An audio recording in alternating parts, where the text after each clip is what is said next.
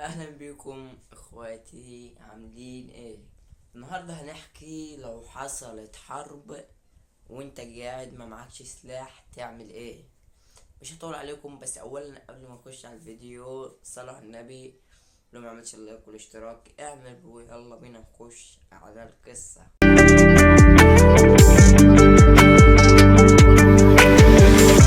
انت قاعد وفجأة تسمع برا صوت ضرب نار وانفجارات بتحصل، انت تعمل ايه؟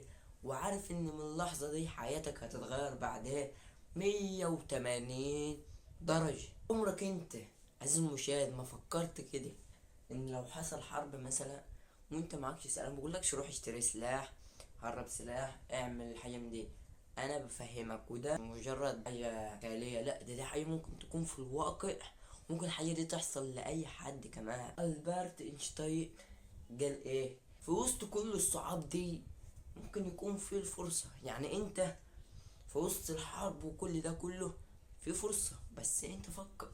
الكلام ده معنى ان انت لو في اصعب حاجة فكر صح وتدور هتعمل ايه وتستخبى فين وتروح فين عشان اللي بيحصل ده. بدأت ابص حواليا وافكر ازاي احمي نفسي، بس بذكاء مش بعنف، لان انا معيش سلاح.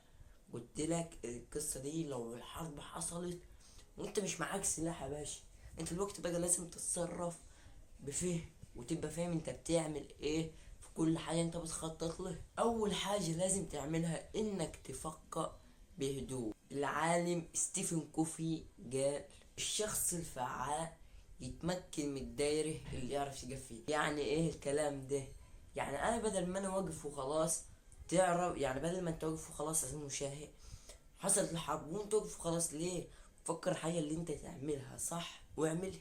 زي لاقي مكان هادي تستخبى فيه بعيد عن الحرب. مثلا انت ماشي كده بالراحة، حاول ان صوتك ما يطلعش مثلا، وما تثيرش الجدل في المكان. خلي بالك مش دايما السلاح هو الحل، ممكن الحزم والصبر هم اقوى سلاح. وفي حاجة انت لازم تعملها لما تلاقي الناس ياما عاملة زي كده، اجتمعوا مع بعض هتبقوا اقوى. زي ما قال العالم مهاتما غاندي، القوة الحقيقية تمكن في الاتحاد. يعني ايه؟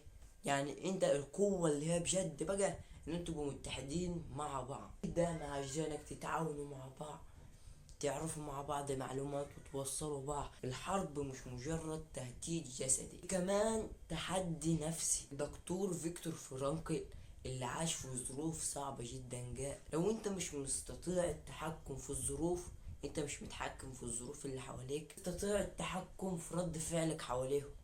يعني تستطيع التحكم في رد فعلك اتجاههم. يعني انت تعرف انت عايز تعمل ايه قدامهم. لازم انك تبقى قوي نفسيا، يعني مش مجرد ان دي نهاية بقى واحنا خلاص ده حرب ده احنا هنموت، ولا انت لازم تبقى واقف لاخر لحظة. لك عزيزي المشاهد، الحياة بتعلمنا ان في كل ازمة بيبقى في فرصة، لازم نكون مستعدين نواجهها بهدوء وبصبر وبعقل. طالما انت خلاص ما معكش سلاح، انا حبيت اشارككم في القصة دي مش عشان اعرفكم بحكاية، لا عشان اخبركم ان لو حصل اسوأ الظروف في الوقت المفاجأة، ان احنا بالايمان وبالصبر وبالهدوء وبالعقل نقدر نحل اي حاجة. ومش اي حاجة بالسلاح زي ما قلت لكم. وبتكون نهاية القصة بتاعتنا دي انتهت. استنوا الجاي ان شاء الله يكون احسن. سلام يا اخواتي.